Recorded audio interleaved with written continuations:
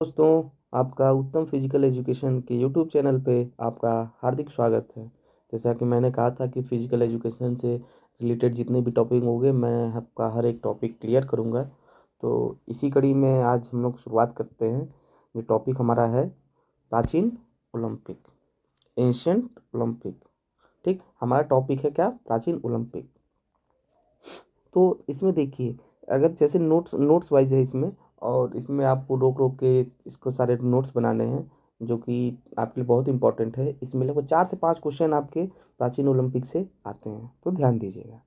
776 ईसा पूर्व प्रथम प्राचीन ओलंपिक खेलों का प्रारंभ हुआ था। कब हुआ था? 776 ईसा पूर्व में। तो 776 ईसा पूर्व में प्रथम प्राचीन ओलंपिक खेलों का प्रारंभ हुआ था। अब यही क्वेश्चन पूछ देता है कि प्रथम प्राचीन ओलंपिक खेलों का प्रारंभ कब हुआ था? तो 776 ईस्वी में। यूनान में पेलोपोनेस के उत्तर पश्चिम में स्थित यूनान में पेलोपोनेस के उत्तर पश्चिम में स्थित एलिस नाम के राज्य में एक मनोरम पवित्र घाटी थी जिसका नाम था सेक्रेट ऑफ एल्टियस। मनोरम पवित्र घाटी कौन सी थी? सेक्रेट ऑफ एल्टियस नामक ओलंपिया नामक स्थान पर हुआ था।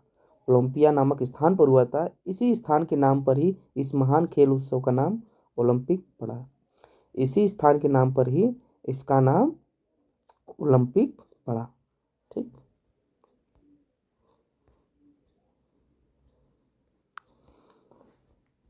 फिर प्राचीन ओलंपिक खेलों के शुरू होने की कुछ कहानियां। जैसे प्राचीन ओलंपिक खेल के शुरू होने की कहानियां, जैसे हम लोग पास कुछ साक्ष्य द्वारा हम लोग बता पाते हैं कि उसमें क्या क्या स्टोरीज रही होंगी। ठीक, तो जैसे पहला है भगवान ज्यूस और जीएस। भगवान ज्यूस को ही जीएस बोलते हैं, और जीएस और भगवान क्रोनोस के बीच धरती पर अधिकार के लिए कुश्ती हुई। धरती पर अधिकार के लिए ज्यूस और क्रोनोस के बीच कुश्ती हुई, जिसमें भगवान जीएस या ज्यूस की विजय हुई। इसी विजय की खुशी को मनाने हेतु ओलंपिक खेलों का आयोजन किया जाने लगा। इसमें ज्यूस और भगवान क्रोनोस को धरती धरती पर अधिकार के लिए उन्होंने युद्ध किया था, जिसमें भगवान जीएस की विजय हुई। तो इसी विजय को मनाने के लिए ओलंपिक खेलों का आयोजन किया गया। दूसरी क्या थी? दूसरे एलिस के राजा एनोअस। देखिए, एलिस के राजा एनोअस के पुत्री हिप्पोडेमिया अपूर्व सुंदरी थी, जिसके लिए राजा ने शर्त रखी, हमारी पुत्री का जो अपहरण करेगा उसी के साथ मैं उसका विवाह करूंगा।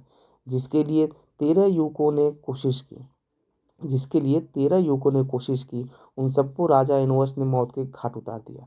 तो इसमें ध्यान रखिएगा, एलिस के राजा एनोअस की पुत्री हिप्पोडेमिया का राजा ने विवाह करने के लिए एक शर्त रखी, जिसमें उन्होंने 13 युवकों को की कोशिश की और उन्हें मौत के घाट उतार दिया। कितने युवकों को मौत के घाट उतार दिया? 13 युवकों को। ठीक, इसके बाद इसके बाद पेलोप्स नामक युवक ने अपहरण करने में सफलता प्राप्त की। एलिस के राजा एनोअस की पुत्री हिप्पोडेमिया का क्या अपहरण करने में सफलता प्राप्त की। हिप्पोडेमिया का विवाह पेलोप्स के साथ हुआ।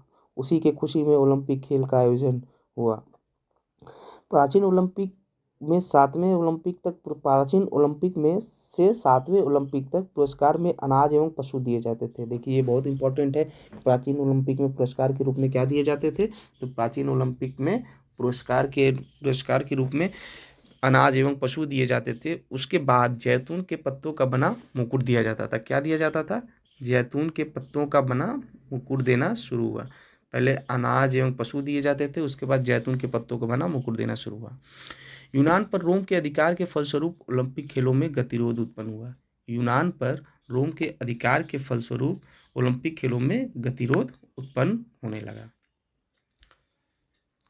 फलस्वरूप ओलंपिक में गतिरोध उत्पन्न होने लगा। 394 ईस्वी में रोम के तत्कालीन सम्राट थियोडियोसिस 394 ईस्वी में रोम के तत्कालीन सम्राट थियोडियोसिस प्रथम ने राज्यादेश के तहत ओलंपिक खेलों पर प्रतिबंध लगा दिया। 426 ईस्वी पूर्व में थियोडियोसिस सेकंड ने ओलंपिक स्टेडियम को ध्वस्त कर दिया। तो पूछा जाता है, ओलंपिक स्टेडियम को कौन ध्वस्त कर दिया? थियोडियोसिस सेकंड ने। प्राकृतिक मंजर द्वारा एल्फियस नदी में, पूछा जाता है किस नदी में बाढ़ आने के कारण ओलंपिक किस नदी में बाढ़ आया था ओलंपिक में? तो प्राकृतिक मंजर द्वारा एल्फियस नदी में बाढ़ आने के कारण ओलंपिया नगर के जीएस एवं क्रोनोस देवता के पवित्र मंदिर भी नष्ट हो गए। प्राचीन ओलंपिक में 293 आयोजन कितने प्राचीन ओलंपिक में 293 आयोजन व 1102 वर्ष तक आयोजित हुए थे।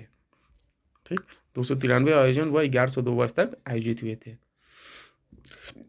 प्राचीन ओलंपिक खेलों का आयोजन, देखिए प्राचीन ओलंपिक खेलों का आयोजन पूछा जाता है कितने दिन के लिए होता था। प्राचीन ओलंपिक खेलों का आयोजन 5 दिन के लिए होता था।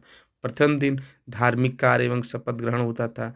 दूसरे दिन उसका परिचय होता था, मार्च पास्ट होता था और रथ दौड़ होती थी। तीसरा दिन प्रातः पशुओं की बलि एवं शाम को कुश्ती एवं मुक्केबाजी के मुकाबले होते थे। चौथा दिन एथलेटिक्स और खेल सशस्त्र दौड़ होती थी। 5वें दिन में समापन एवं खुशी मनाते थे। फिर उसमें कुछ जैसे प्रतियोगिता होती थी तो प्रतियोगिता के लिए कुछ नियम भी होते थे, जिसमें ओलंपिक प्रतियोगिता के नियम 776 ईस्वी पूर्व में ही कांसे के प्लेट पर खुदवा दिए गए थे। तो ओलंपिक प्रतियोगिता के लिए नियम 776 ईस्वी पूर्व में ही कांसे के प्लेट पर खुदवा दिए गए थे। प्रतियोगिता इसमें नियम क्या क्या थे, नियम से आपको क्वेश्चन पूछे जाते हैं। तो प्रतियोगिता केवल यूनानी ही खेल सकते थे। प्रतियोगिता में केवल यूनानी ही भाग ले सकते थे। पूर्ण रूप से हेलुनक नस्ल का तथा शारीरिक रूप से सुयोग्य व्यक्ति इसमें भाग ले सकता था। गुलाम तथा दंडित व्यक्ति को खेलों में भाग नहीं ले सकते थे। गुलाम तथा दंडित व्यक्ति इन खेलों में भाग नहीं ले सकते थे। ओलंपिक खेलों का प्रारंभ होने से 1 महीने पहले से ही प्रतियोगियों को ओलंपिया में रहना पड़ता था। देखिए पूछा जाता है कि प्रतियोगिता आरंभ होने से पूर्व कितने कितने दिन पहले से ओलंपिया में रहना पड़ता था प्रतियोगियों को, तो कितने 1 महीने पहले से। ठीक, और उन्हें यह शपथ ग्रहण करनी पड़ती थी कि वे अपने राज्य में 10 महीने का प्रशिक्षण प्राप्त कर चुके हैं। तो वो अपने राज्य में कितने महीने का प्रशिक्षण प्राप्त कर चुके हैं? 10 महीने का वे अपने राज्य में प्रशिक्षण प्राप्त कर चुके हैं। विवाहित स्त्रियों को प्रतियोगिता में न केवल भाग लेने की पाबंदी थी बल्कि उन्हें खेल देखने की आज्ञा भी नहीं थी। विवाहित स्त्रियों को प्रतियोगिताओं में न केवल भाग लेने की पाबंदी थी बल्कि उन्हें खेल देखने की भी आज्ञा नहीं थी। खेलों में भाग लेने के लिए खेलों के विशेषज्ञ को, जिसे हेलोनिडिकार्ड कहा जाता था, खेलों में भाग लेने के लिए खेलों के विशेषज्ञ जिसे हेलेनोडिकार्ड कहा जाता था, उनके अधीन 1 महीने का अभ्यास करना पड़ता था। किनके किनके अधीन 1 महीने का अभ्यास करना पड़ता था? हेलोनिडिकार्ड को। ठीक, इन खेलों में केवल शौकिया खिलाड़ी ही भाग ले सकते थे, व्यावसायिक नहीं। केवल शौकिया खिलाड़ी ही भाग ले सकते थे, व्यावसायिक नहीं। ठीक, ओलंपिक खेलों के बीच की 4 वर्ष की अवधि को ओलंपियाड कहते थे। ओलंपियाड किसको कहते थे? 4 वर्ष की अवधि को ओलंपियाड कहते थे। खेलों में सभी खिलाड़ी निर्वस्त्र भाग लेते थे। ओलंपिक खेलों के निर्णायकों को हेलोनिडिकाय कहा जाता था। ओलंपिक खेलों के निर्णायकों को हेलोनिडिकाय कहा जाता था। क्या कहा जाता था? हेलोनिडिकाय कहा जाता था। ओलंपिक खेलों के उद्घोषकों को स्पोंडिफोरी कहा जाता था। पिंडार नाम का कवि, देखिए ये भी इम्पोर्टेंट है, पिंडार नाम का कवि विजेताओं के सम्मान में कविताएं गाया करता था। कौन कविताएं गाया करता था? पिंडार नाम का कवि। फीडियस नामक मूर्तिकार विजेताओं के संगमरमर की मूर्ति बनाया करता था। ओलंपिक खेल में महिलाओं के लिए वर्जित था। ओलंपिक खेल महिलाओं के लिए वर्जित था, परंतु फेरानाइस नामक महिला ने अपने पुत्र पीसीडीरोस, जो एक बॉक्सिंग का खिलाड़ी था, उसको प्रतियोगिता में भाग लेने हेतु देखने के लिए नियम को भंग किया था। किसने नियम को भंग किया था? फेरानाइस ने। विजेता की मां होने के कारण उन्हें माफ कर दिया गया था। ठीक, फेरानाइस नामक महिला ने अपने पुत्र पीसीडोरस, जो एक बॉक्सिंग का खिलाड़ी था, उसकी प्रतियोगिता को देखने के लिए उन्होंने उसको भाग लिया था। विजेता की मां होने के कारण उन्हें माफ कर दिया गया था। खेल स्थल के समीप नियमानुसार केवल एक स्त्री प्रवेश कर सकती थी, जो जीएस देवता के मंदिर की पुजारन थी।